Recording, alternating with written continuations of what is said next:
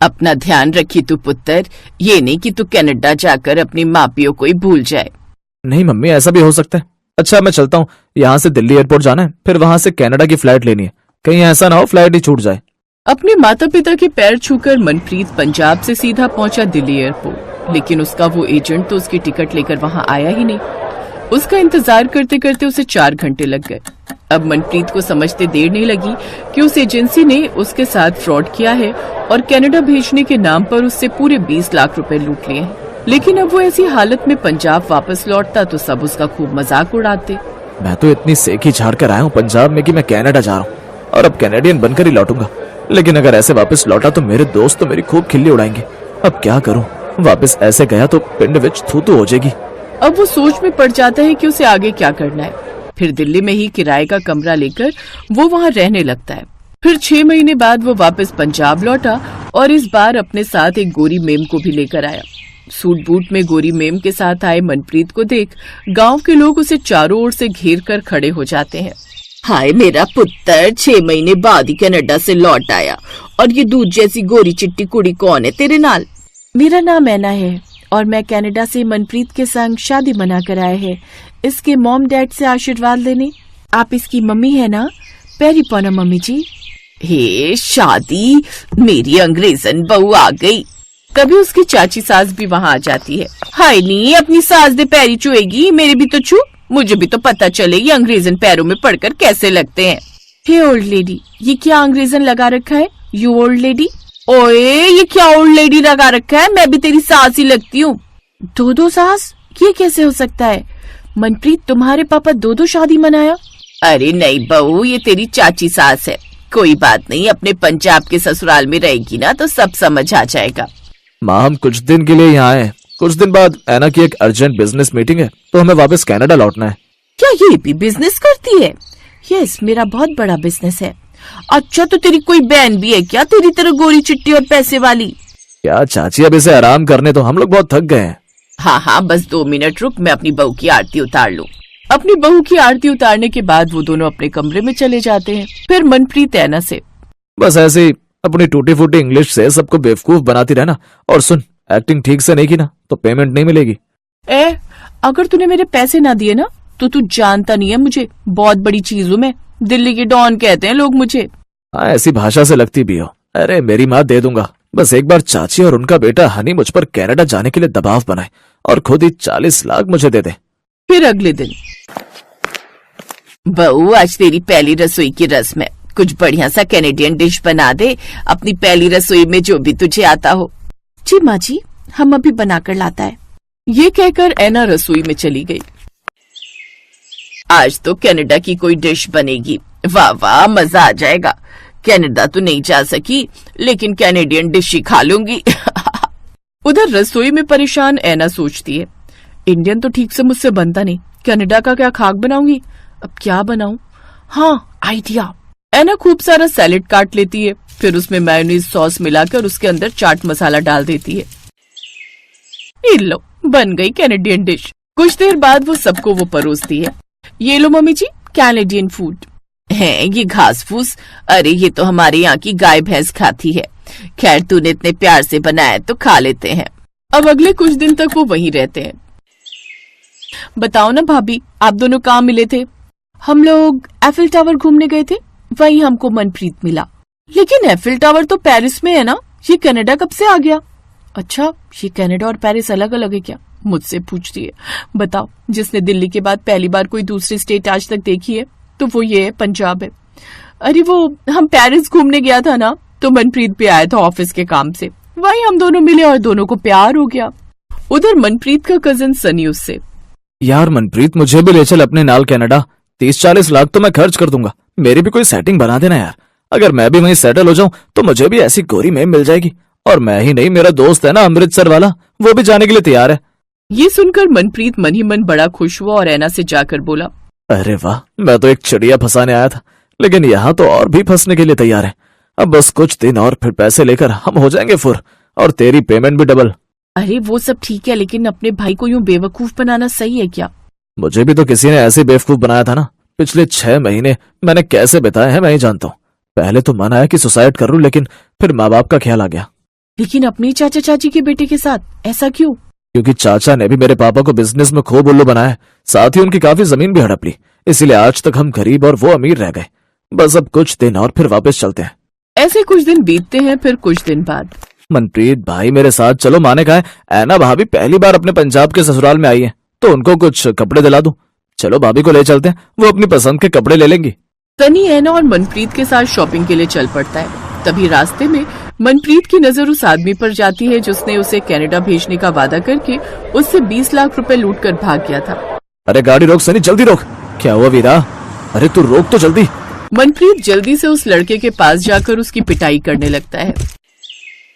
अरे भाई माफ करो, मुझसे गलती हो गई, अब मेरी जान छोड़ो और बोलो तुम्हें क्या चाहिए। अपना पूरा पैसा, वो भी कैश। 1 मिनट रुको, ये लो तुम्हारे पैसे, और पुलिस को कुछ मत बताना। वो मनप्रीत के सारे पैसे लौटा देता है। वीरे ये कौन है और ये पैसे? घर चल, सब बताता हूँ। घर पहुंचकर मनप्रीत सबको सारी बात बताता है।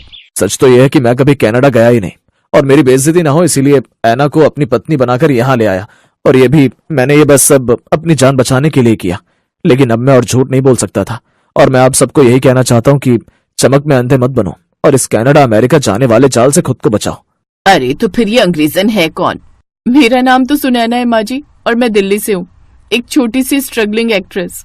ये कहकर ऐना अपने बालों की विग अपनी सास के हाथों में रख देती है, जिसे देख सभी खिलखिलाकर हंसने लगते हैं। लेकिन इन दिनों में अब उन दोनों को आपस में भी प्यार हो जाता है, और कुछ दिनों बाद दोनों की शादी हो जाती है, और दिल्ली की सुनैना का अब पंजाब में ससुराल बन ही जाता है।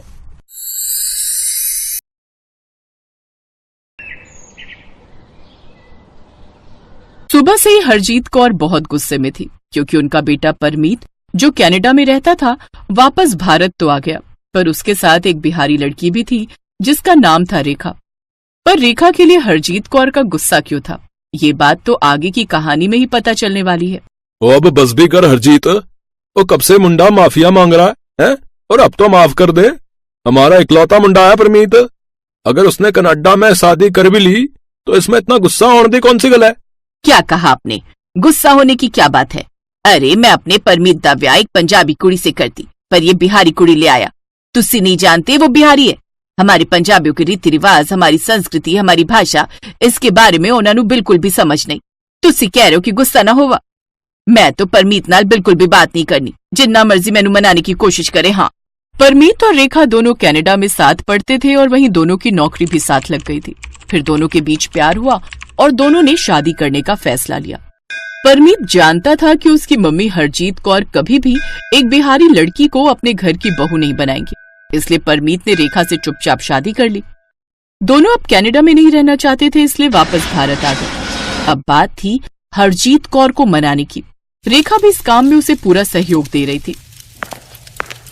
रेखा तुम किचन में क्या कर रही हो? वो मम्मी जी ने हमें वो क्या कहते हैं आपके पंजाबी में, खिड़की हलवा। हाँ, हम वो खिड़की हलवा बनाने की कोशिश कर रहे हैं। देखना, हम बहुत स्वादिष्ट खिड़की हलवा बनाकर ही रहेंगे। हम जानते हैं ये हलवा खाने के बाद मम्मी जी हमसे बहुत खुश हो जाएंगी। खिड़की हलवा? पर हमारे यहाँ तो कोई खिड़की हलवा नहीं बनता रेखा, तुमसे जरूर कोई गलतफहमी हुई है। ओ रेखा पुत्र, ओ खिड़की हलवा नहीं, कड़ा हलवा बोलते हैं। ओ परमीत पुत्र, तुम्हारी मम्मी ने रेखा को कड़ा प्रसाद बनाने के लिए बोला है। ओ अच्छा, कड़ा प्रसाद। रेखा तुम भी ना, खिड़की हलवा नहीं कड़ा हलवा बोलते हैं, यानी कड़ा प्रसाद। सुनो जी, रेखा ने हलवा बना लिया तो बोलो ले आएगी। पता नहीं कैसे स्वाद का बनाया होगा। ओ आहो जी, अरे अच्छा ही बना होगा।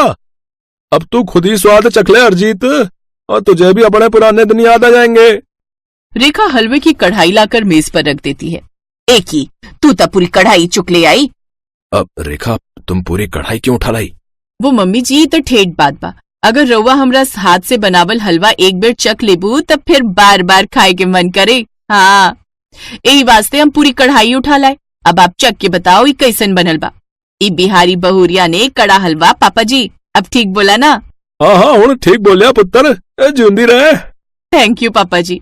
वैसे ठीक बनाएगी नहीं तो हम एक बार और कोशिश करके देख ले। आधी गलती समझ विच ही नहीं आंदी इसती। हमरा से कोनो गलती हो गई लगा मम्मी जी? हाँ, गलती तो तेरे कोल हुई है जो तू इस घर विच व्याह के आई है। बताओ तो हुन इसनू की चौके चढ़ावा, जब इसको हमारे पंजाबियों के रीति रिवाज समझाने मुश्किल है। कोई नहीं हरजीत, और खाकर तो देख कि रेखा ने हलवा स्वाद बनाया हुए है।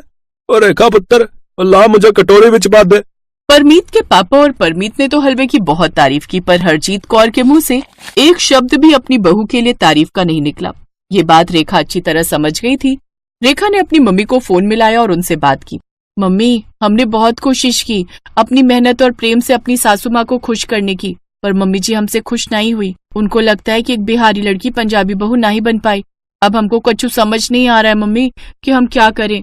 देख बिटिया, भगवान पर भरोसा रख, सब कुछ ठीक कर दे ही। निराश ना हो बिटिया, तू उदास होगी तो हम भी यहाँ उदास रहेंगे। अच्छा, तेरी नौकरी का क्या हुआ, लगी क्या? हाँ मम्मी, हमने अप्लाई कर दिया है। देखो 1-2 दिन में कॉल आएगा वहां से। बाकी परमीत जी की नौकरी लग गई है, उन्होंने तो ऑफिस जाना भी शुरू कर दिया है।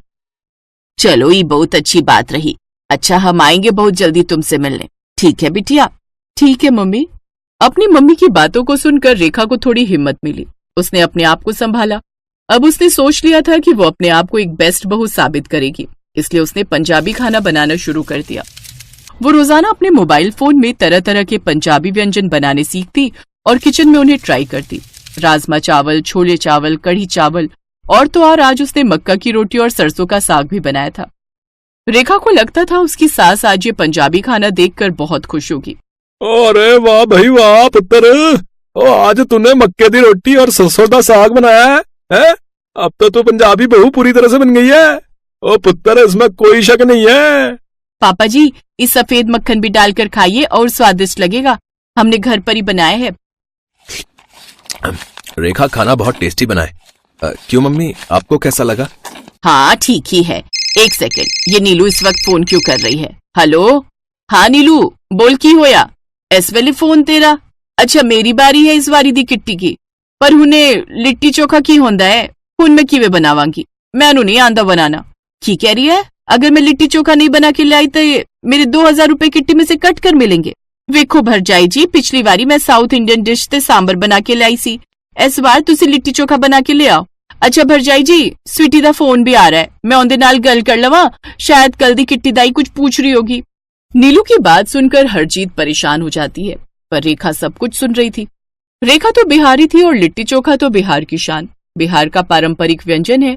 ये बात जब रेखा ने बताई तो हरजीत की खुशी का ठिकाना नहीं था। मम्मी जी, आप कोनो भी चिंता ना करो, हम आपके लिए एकदम बढ़िया सी लिट्टी चोखा बनाएंगे कि आपकी सहेलियां उंगली जहां चाटती रह जाएंगी। थैंक यू पुत्र, मुझे तो पता ही नहीं था कि लिट्टी चोखा तुम्हारे बिहार की फेमस डिश है। सॉरी पुत्र जी, मैं तेनू कितना गलत बोली। कोनो बात नहीं मम्मी जी, हम आपकी बहू हैं, हमें आपकी कोनो बात बुरी नहीं लगी। हम तो आपसे बहुते प्यार करते हैं। अच्छा परमीत जी, आप हमारे साथ बाजार चलो, हम लिट्टी चोखा बनाने का सामान खरीद लाते हैं। हाँ हाँ, चलो चलो। रेखा बाजार से लिट्टी चोखा बनाने का सारा सामान खरीद कर लाती है और अगले दिन बहुत मेहनत के साथ टेस्टी लिट्टी चोखा बनाकर तैयार करती है। उस समय हरजीत भी उसके साथ किचन में ही थी। रेखा उससे बातें करते हुए लिट्टी चोखा बना रही थी।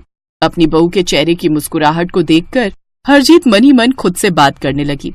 मैं कितनी गलत सी, रेखा कितनी चंगी कुड़ी है, मेरी कितनी रिस्पेक्ट कर दी है, और एक मैं हूँ जो इसे शुरू से ही कितना गलत बोलती आ रही हूँ। नहीं नहीं, अब मुझे बदलना होगा। मैं अपनी नूह को बहुत प्यार दूंगी। हाँ, मैं रेखा को अब कोई तकलीफ नहीं होने दूंगी, मेरी इतनी प्यारी नूह है। रेखा के हाथों का लिट्टी चोखा हरजीत की सहेलियों को इतना पसंद आया कि उन्होंने तो घर पर ही पार्टी मांग ली। उस दिन के बाद हरजीत और रेखा दोनों सास बहू के बीच प्यार भरा मजबूत रिश्ता बन गया। सच में अपने प्यार और सम्मान से एक बिहारी बहू ने अपनी पंजाबी सास का दिल पूरी तरह से जीत लिया था।